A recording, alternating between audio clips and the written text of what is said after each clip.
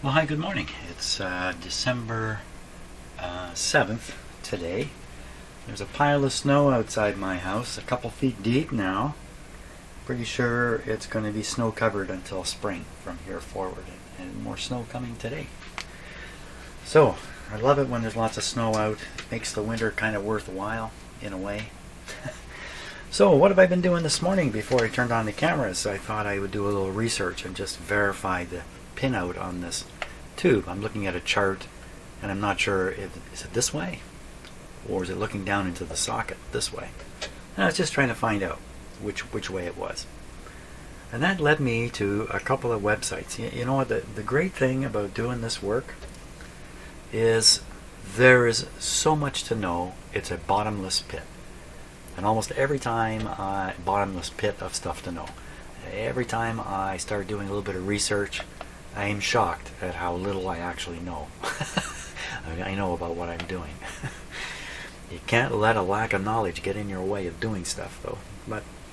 So I'm going to show you a couple websites. I'm going to invite you, if you're interested enough to learn more about these tubes, to read these yourself. I'm certainly not going to read them to you. It's extensive about amount of information. Excellent websites.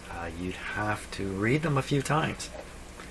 So one of the things it's sort of highlighted to me is that there's quite a few variations of the 201 or the 01 tube or the 01A tube, all kind of the same tube, but not really, not quite.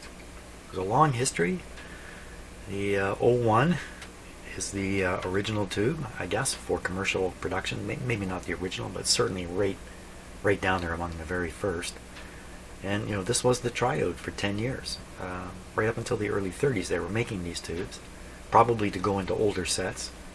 By the early 1930s these were no longer being used in new sets coming out.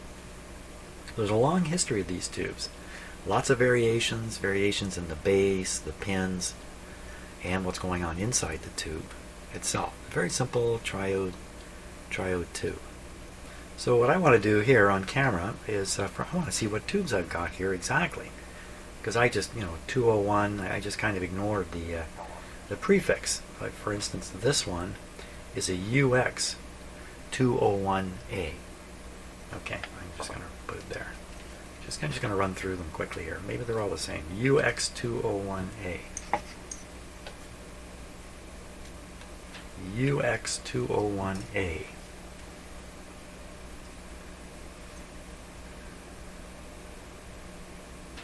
Oh, is that an X or a V?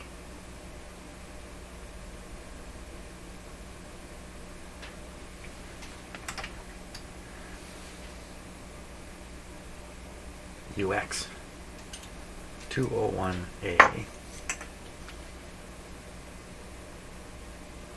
UX 201A. They're all the same. Let's see this one. UX 201A. Turns out all those tubes are the very same.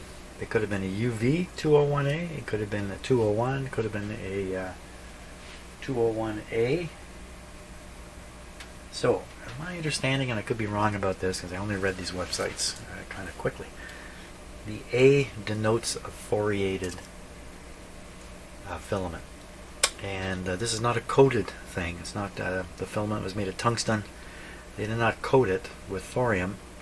They mixed the thorium in with the tungsten, and then by a process, probably just of heating it for a certain length of time at a certain temperature, some of the thorium inside the metal will migrate to the surface and collect.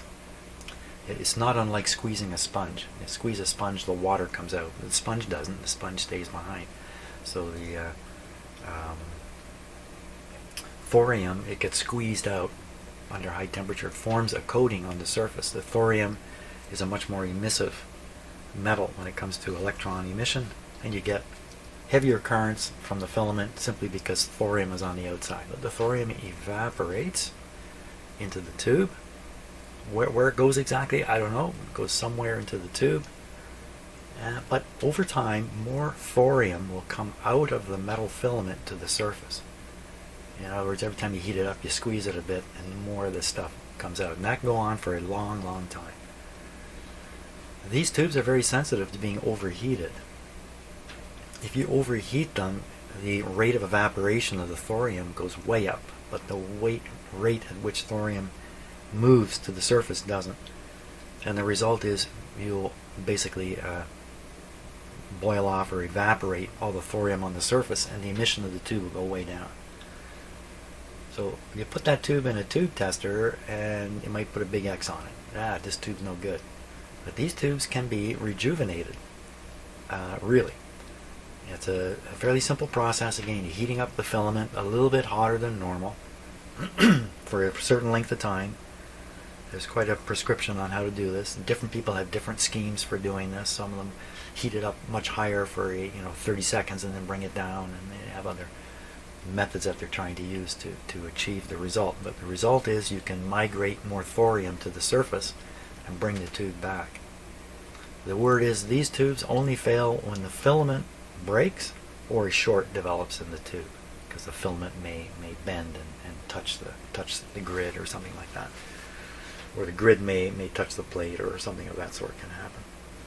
But generally speaking, the filaments are going to last a long time. That's why there's so many of these tubes around. I'm so surprised that these are the earliest tubes made in the first decade of tube manufacture, and there seems to be a lot of them around, that they've somehow survived, not only because they still work, but because people are taking care of them now. Because I think even the average person recognizes that this is old enough that it's it's kind of a museum piece almost, and it should be taken care of. So a special responsibility comes into my hands, and anybody doing this work, to not ruin these tubes accidentally by doing something dumb to them. Yeah, I've got a long list of dumb things I can do. So having read these two websites, I now realize how critical it is to maintain the correct filament voltage. You may not know this, but on a lot of tubes, I don't know about these really old ones, but on much newer tubes, say from the 40s and that, operating them at a low filament voltage can wear them out, can have an effect on them which will reduce their function. I better put it that way. I don't think you're wearing them out. You're doing something that causes a metallurgical event to take place in the heater, I guess. That's the hot spot, and you don't want that to happen. I can't remember what it was. So if you turn the tube on, it heats up, it passes through this phase fairly quickly, and not much happens. But if you operate them right in this danger zone, apparently you can ruin a tube at a low filament voltage. Who'd have thought? Who'd have thought that? So obviously all these things were figured out by discovery, by experiment, by all that kind of stuff. And that's how these things have become known. Early experiments and that. For people like us, at this point in time, we're not going to sit and take 40 tubes and experiment to find out what happens when you ruin them. So unless we come across a source of information to wake us up, like I've read today, we all best be pretty careful about dealing with these really old guys. I say there's a lot of these tubes around. There seems to be, but I don't really know how many decades worth of these tubes there are, considering how many people are. I just don't know how it all balances out. And maybe there's a warehouse with 1 million of these somewhere, or something like that. I don't know. Seems to be a lot of vacuum tubes around. I got a lot in my own house here. Not so many of these old guys, though. Okay, so the websites, I'm going to show them to you, and just going to make sure you can see the URL. You can go and visit them yourself, which I invite you to. If you're watching this video, you're probably interested in this kind of stuff, so let's take a peek at those websites.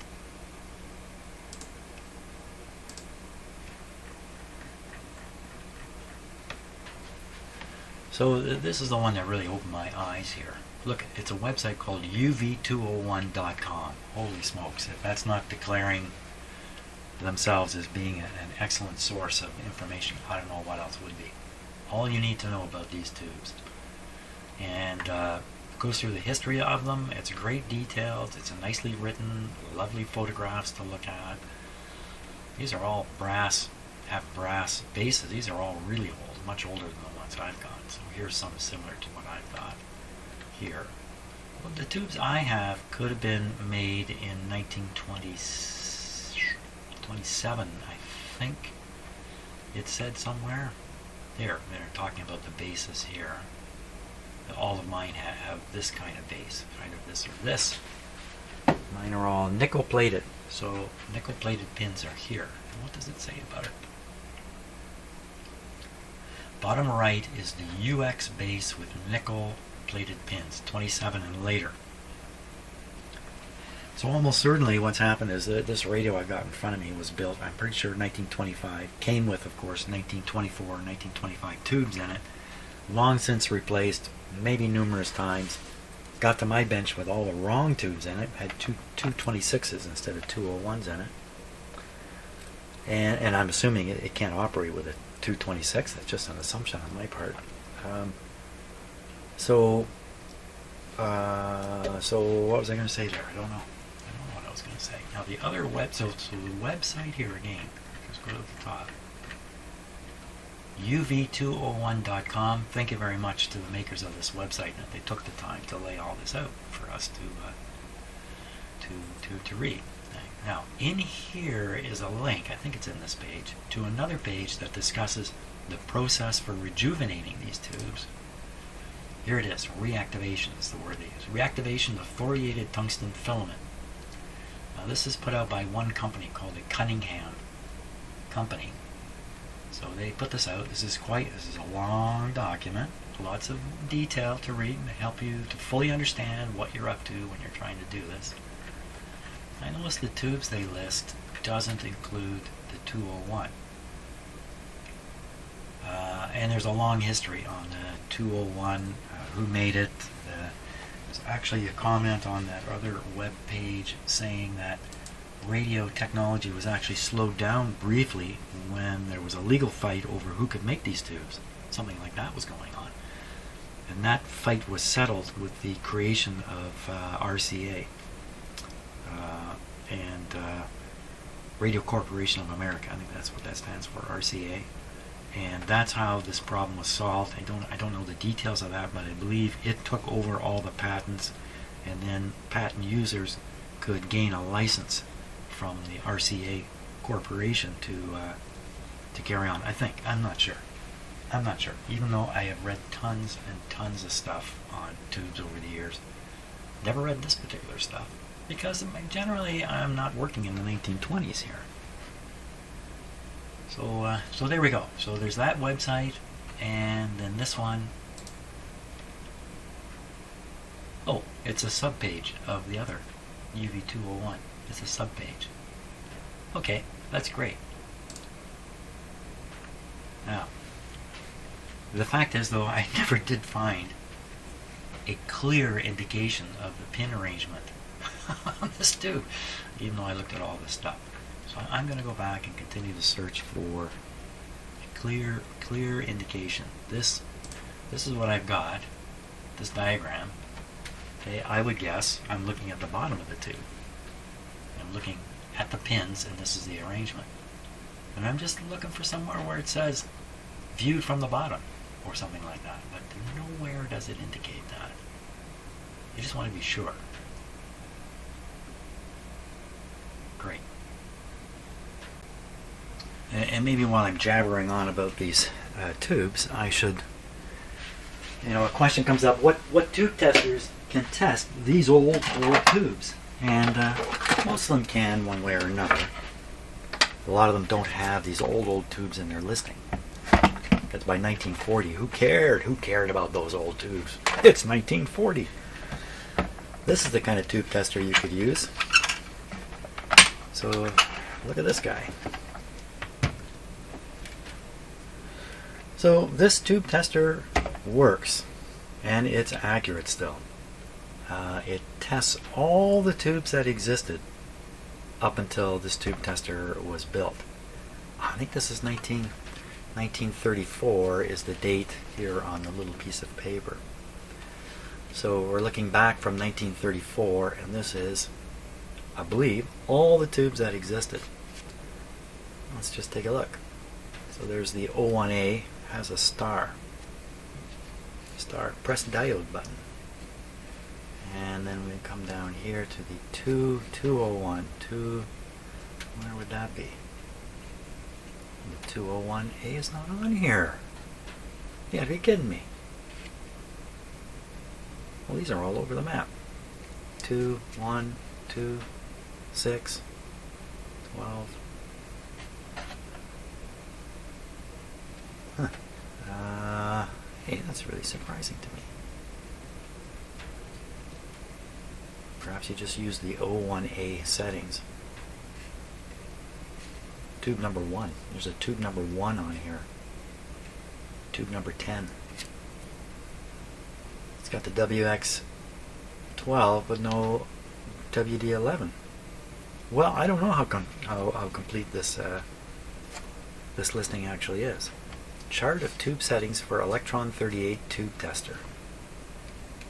For quick test, refer to above chart. Oh, there must be another chart.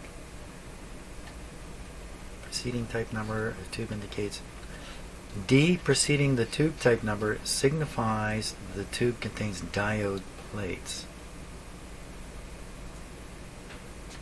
The Hickok Electrical Instrument Company, Cleveland. So this is an early Hickok. I think I've showed this before. It actually has a metal guarantee sticker on here with a serial number. And then we have this sheet, instructions for operating the electron tube tester. So I have used this a few times on very old tubes, and I've compared it where I could.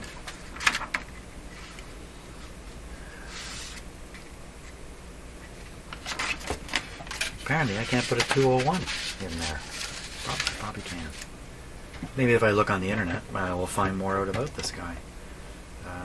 Cool though, very cool. Surprising. Is it surprising that it works? Appears to work. I should put it that way. It appears to work. So there we go. I thought you might get a kick at seeing the blast from the past. Now, I got to carry on with what I'm actually really trying to work on here today, which is to make a chart. I said I was going to do this. Make a chart and start making notes on the observations I'm making, so I don't lose track of everything, which I'm in the course of doing. Though I'm still not absolutely sure which pin is which on these tubes, so I'm going back to the original issue. Carry on from there. Wow, would you believe I still am not able to convince myself which way is plate and grid. I mean, there's only two ways, right? Here's the bottom of the socket here. These two are the heater pins. You can tell from the large hole up above. One of these is the plate and one of these is the grid, one or the other. And so what I decided to do is just examine the radio and try to figure out from that which is which. And this has caused me to make an important observation. Nothing to do with what I'm doing. As usual, things you don't know to look for, you can't look for. They have to present themselves. So, can you see this when I'm moving? Just laying there. Obviously connected to this transformer. And look on this side. There's another one. Just laying there. And what else do you see?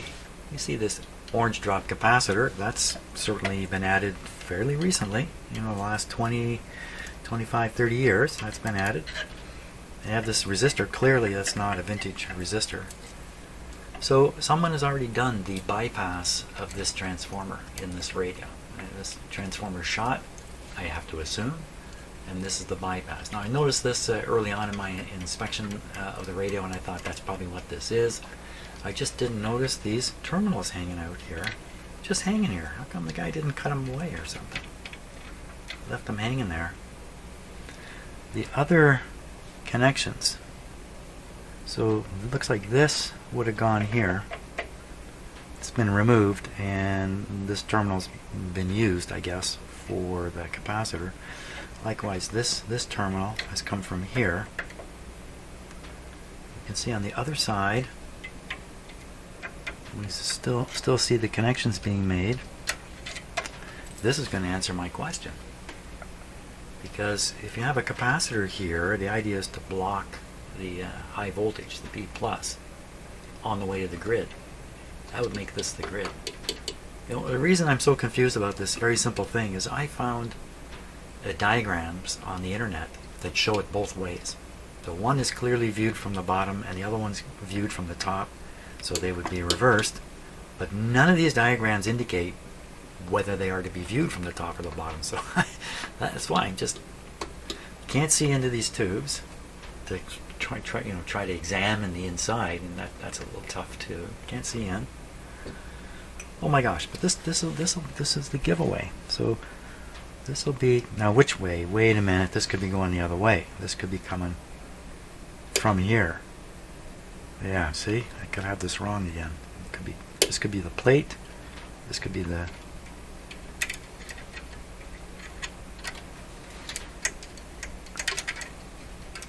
Yeah, there is a wire there. Yeah, still confused. Still confused, but that's okay. Wander around in the woods at the start of these things quite a bit. And look what I found. I found interesting stuff so far. Sooner or later I'll find out how to make the radio work too. Well, there's a little more to be seen down there. It's funny how long you can look at something before you actually see stuff. So in this view, it's very hard to kind of make out. But right down on the deck here is an unusual piece of metal here. Looks kind of like a springy sort of piece of metal in here. There isn't a matching one over here. There's nothing over here. Well, that turns out to be the place where you plug in the speaker wires. And the speaker pins come through a little hole here and make contact with these metal parts. Let me try the other camera, just see if I can get a better look at it here.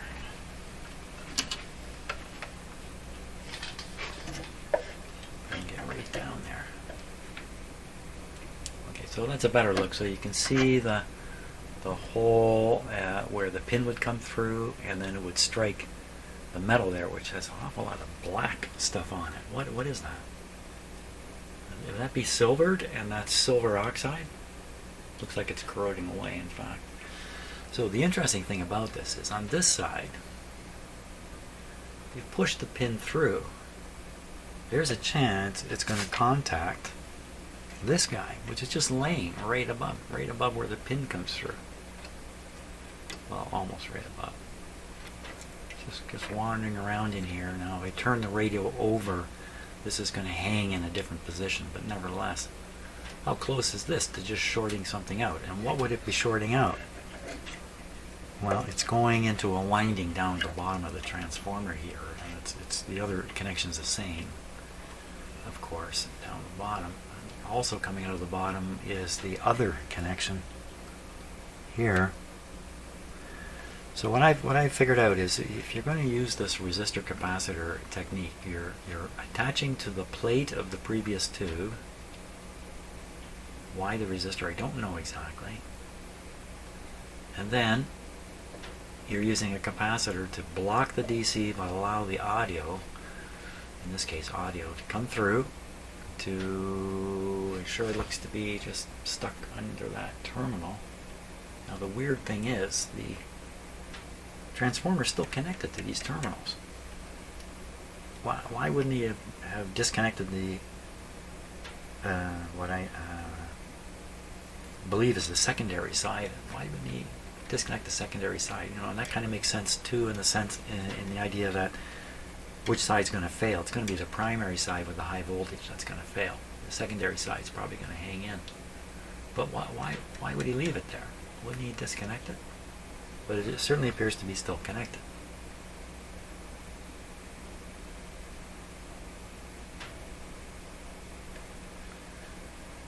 Where's that wire going? Yeah, I may not have any of this correct at all at this point. I'm just taking pieces of the puzzle and trying to make some kind of picture of it. But what that would mean is this is the signal heading to the last tube, and this would be the grid, this would be the plate. So the plate would now want to connect back to these pins here somewhere. Somehow, where's the wire? So the wire is kind of a darkish colored one here. It's going behind that piece there. It's getting very hard to see. That's probably it. Right here. Oh, there's another black one in there, and then it's turning. Hey, and then there's a black one connecting to one of those pins down here. One of the speaker pins.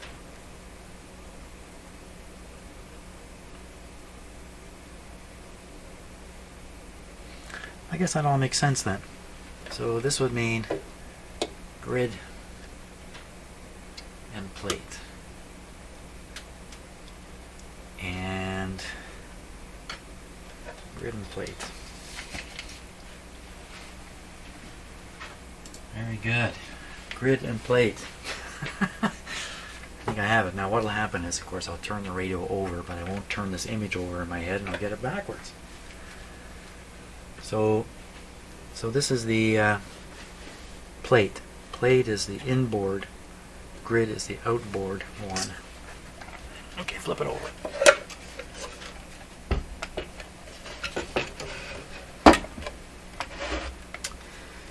So it's this one we were looking at.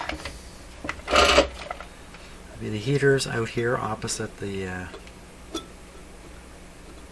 bayonet grip here. And so it was inboard was the plate and outboard was the grid. That's the grid. I'm going to mark that down. I don't feel 100% sure about this, but that's the best I've done yet at trying to prove this. It seemed to be just the simplest thing. I just get the right diagram, but I can't get the right diagram. So again, now I'm about to forget. So the grid was on the outside. Grid. So I'm going to mark that here. Grid, plate. Okay, I think I got it. When viewed from the top. That's when viewed from the top. Oh my gosh, that's just crazy. I spent a long time just sorting this out, but I have to get it right. Well, here's where I've been for the last while. This is my house, and you can see I've cut that with my snow blower.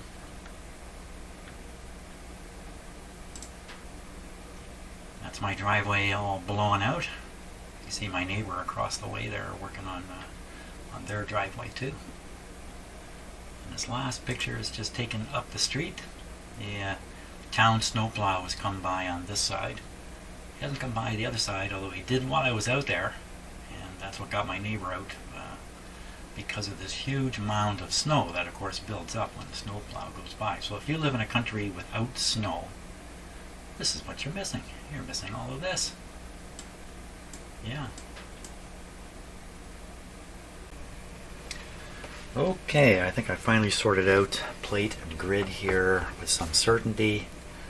And I know it's certain because this plate connects only to one thing, and that's one side of the speaker output. So there's a wire that runs from the plate of the output tube to the speaker terminal and doesn't go anywhere else at all. So just with an ohmmeter, no question. Okay, so that marks the plate. That is how I figured it out from some other sources too. So good. So then I marked plate grid everywhere around here. The next thing I wanted to do, since I know that there's a individual B+ feed to the plate of the detector tube, was proof that this is the detector tube socket, this one here. So I just got up my ohmmeter and stuck it on the plate, and then stuck it on, I haven't drawn it yet, I should have drawn it, the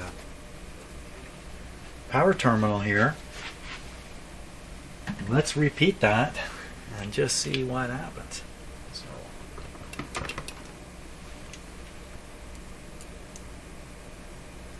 okay, just because I can't afford to get this wrong. There's the plate. Terminal. That's this one right here. Okay, and here's a diagram. Now this diagram could also be upside down from the way it's being viewed from the top here. I don't know for sure. But what I should find is one connection, one going on one of these, will show up as a resistance on the meter, and none of the other ones should. So we're going to start on what I could number one right here. We're just going to go around. Wait, whoop, whoop, whoop, whoop, whoop. Let's just check this. Okay, today's 0 is 0.2. Okay, back on the plate. Yes, it's the plate one. Number 1. Number 2. Number 3. Number 4. You know, I'm on the 200 ohm scale, and maybe that's why it's going to look like none of these connect. Yeah, maybe, you know what, it's going through a transformer primary. 200 ohms is probably too low. Let's stick it way up. 200,000. Now we'll see if we can find it. 1, 2, check. 0 is now 0. That's 2, 3. Bingo, here we are. 50,000. 50,000 ohms. Oops.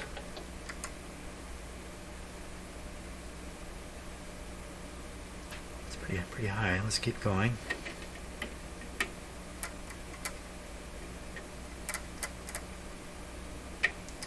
Okay, we found one here. This one. 50,000 ohms. That would have to be the resistance of the primary. Yikes. That sounds awfully high to me.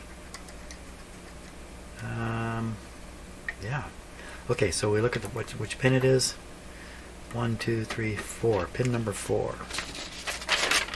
There we go. 1, 2, 3, 4. Pin number 4.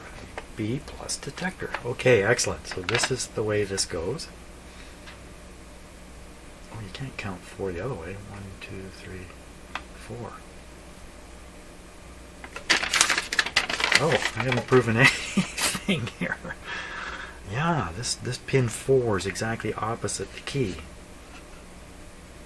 So, okay, that's the one that really didn't need to be proved out. I need to prove out that this is B plus and not B minus. That this isn't like this. Hey, antenna and ground. I think I did that before. Yeah, let's try that. So what we should get is a resistance in both cases touching the antenna and the ground terminals.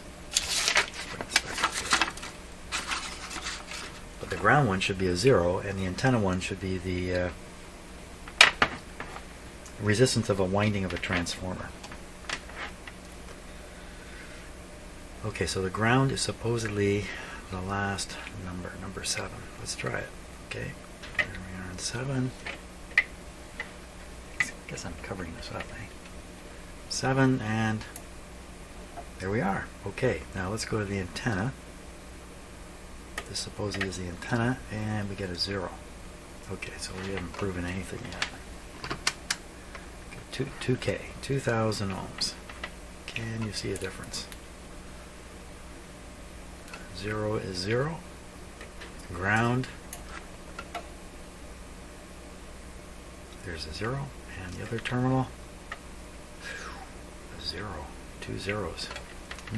2 zeros not adding up. No such thing as 0. 0 is a concept. Okay, let's try it again then. 200 ohm, I can't imagine it's going to show any difference. That B1 terminal.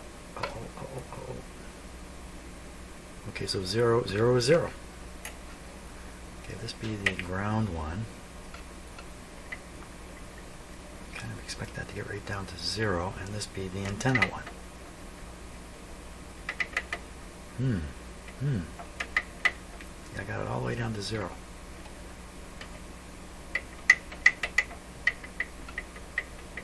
Not this one.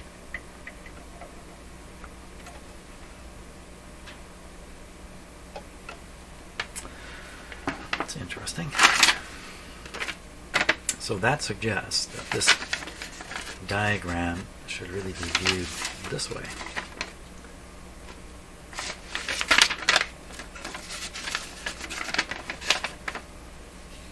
Believe that? I want to try to prove this through another thing. Well, maybe I'll look at these, the B plus, B minus. Well, B minus and A minus are both going to the ground. These should be a very high impedance. This should be easy to spot the difference here. If I just measure to ground, try those last pins. It should be easy. That should be easy. Okay, 2000 ohm scale for no particularly rational reason. Okay, one on the ground. Why don't I'll just put it on.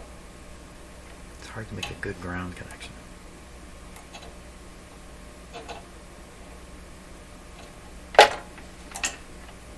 Okay, the two I just did, that is the, I think that's the antenna now. I got it on 2000 ohms, so we can't see the difference. Probably. Oh yeah, I still see the difference. Whoop. Okay, you spent too much time there. Here we go. Open. That's not helping. And the other side. Open. That's not supposed to be the pattern. Okay, it should be kind of seen to be open on two sides. Should be open on the B plus detector. Should be, which one showed up? This guy here. The 0 there. What are the chances that this is just absolutely completely wrong? Well, it can't be absolutely and completely wrong because I've proven this is correct.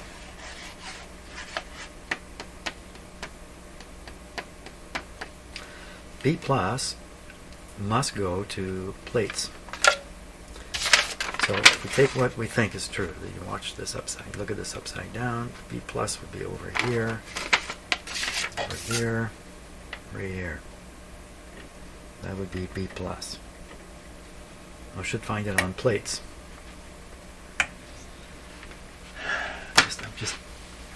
I'm trying to be like the airline pilot, you know, use your checklist. Don't rely on your memory. Just remember to do that. Okay, so we should get open there. But if I go to this plate, no, this one should be open also. If I go to any other plate, okay, so we go to a plate here, the meter should react. Oh, that's lovely. So that suggests I'm on the B plus now. A minus. Well, there's no tubes in, so all the heaters are open circuited. So I can do an A minus and a B minus here in some way. Okay, so we'll need this socket. Go on the heater side. The A's are here. Okay, so this. So I guess the way it worked, the A minus is on one side and A plus is on the other. So we'll go, it's not there. Oh, son of a gun! It's not there either. Oh, made a mistake there. Made a mistake. Here, there. Okay, so that's a thing. Yeah, that's a thing, all right. Got a thing happening. How come you just won't light up nicely?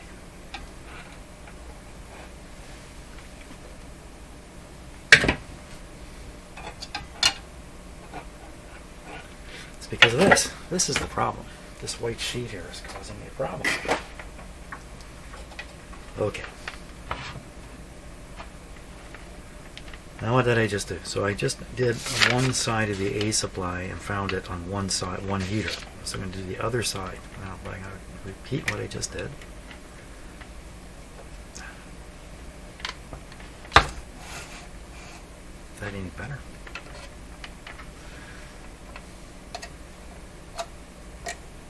There we are. So we get a short here. Now go to the other side of the supply. See this one? And the other heater leg. Oh, but the radio's not switched on. Not switched on. Not switched on. Switch on. Switch on. Back there. Bingo. There we are. But this doesn't. Does this really help me? It doesn't really help me tell. What would help me tell is the A minus should be on ground. Isn't that right? Ah. So I have two reasons now to think that this is probably A minus I'm on. A minus, and that would suggest the paper is flipped over again. Okay, that's good. Some consistency. Then B minus, this one should also show a negative. Well, why didn't I see the 0 last time I did this? I thought I didn't see it. That would have helped if it had worked that time.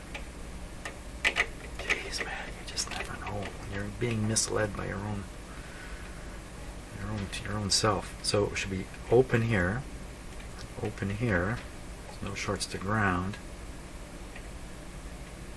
But if I go on the plate, look in the diagram. Trust yourself. I go on the plate, we get the plate. And if I go on the